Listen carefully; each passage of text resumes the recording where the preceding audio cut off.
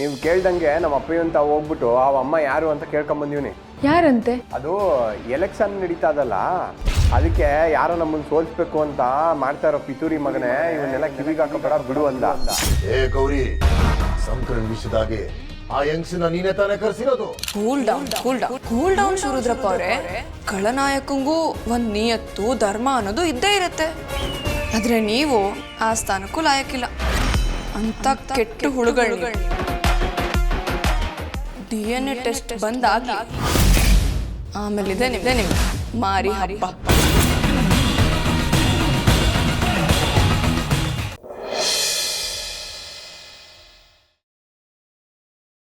ಏನ್ರ ಯೋಚನೆ ಮಾಡ್ತಿದ್ದೀರಾ?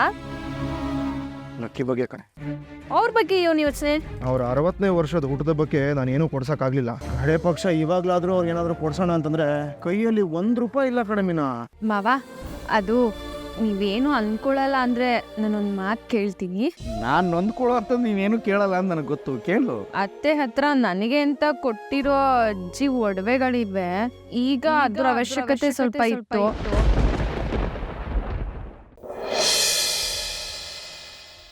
ಈ ಮಳೆ ಬಂದ್ರೆ ಹೆಣ್ಮಕ್ಳು ಅದ್ರಲ್ಲಿ ನೆನಿಬೇಕು ಅಂತೆಲ್ಲ ಆಸೆ ಪಡ್ತಾರೆ. ನಿನ್ಗೇನನ್ಸಲ್ವಾ? ಅಯ್ಯೋ ಸಾಯ್ಬ್ರೆ, ನಂಗೆ ಮಳೆ ಅಂದ್ರೆ ತುಂಬಾ ಇಷ್ಟ. ಆದ್ರೆ ಏನ್ ಮಾಡ್ಲಿ, ನೀವು ಬೇರೆ ಎದೆ ಮೇಲೆ ಗಾಯ ಇವಾಗ ವಾಸಿ ಆಗಿದೆಯಲ್ಲ, ನಾನು ಒಬ್ಳೆ ಡಾನ್ಸ್ ಮಾಡಿದ್ರೆ ಹುಚ್ಚಿ ಅನ್ಕೊಂಡ್ಬಿಡ್ತಾರೆ. ಇವತ್ತೊಂದಿನ ನಾನು ನಿನ್ ಜೊತೆ ಸೇರ್ಕೊಂಡು ಹುಚ್ಚ ಆಗ್ಬಿಡ್ತೀನಿ. ಬಾ ಡ್ಯಾನ್ಸ್ ಆಡೋಣ.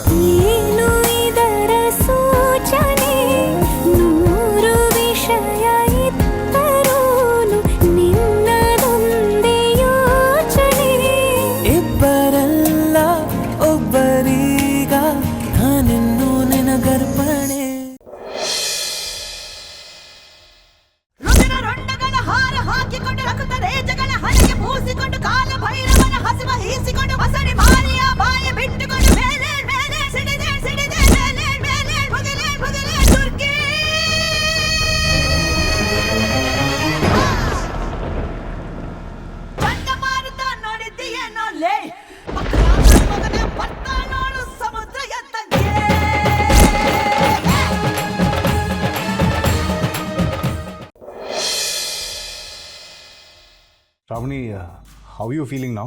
ನಾನು ಆರಾಮಾಗಿ ಧೈರ್ಯವಾಗಿದ್ದೀನಿ ಅಭಿ. ಇವಾಗ ಏನು ಬೇಕಾದರೂ ಎದುರಿಸೋ ಶಕ್ತಿ ಇದೆ. ಅಮ್ಮ ದೇವಸ್ಥಾನಕ್ಕೆ ಹೋಗಿದೆ, ಪೂಜೆ ಮಾಡಿಸ್ಕೊಬಂದೆ. ತಗೊಳ್ಳಿ ಪ್ರಸಾದ.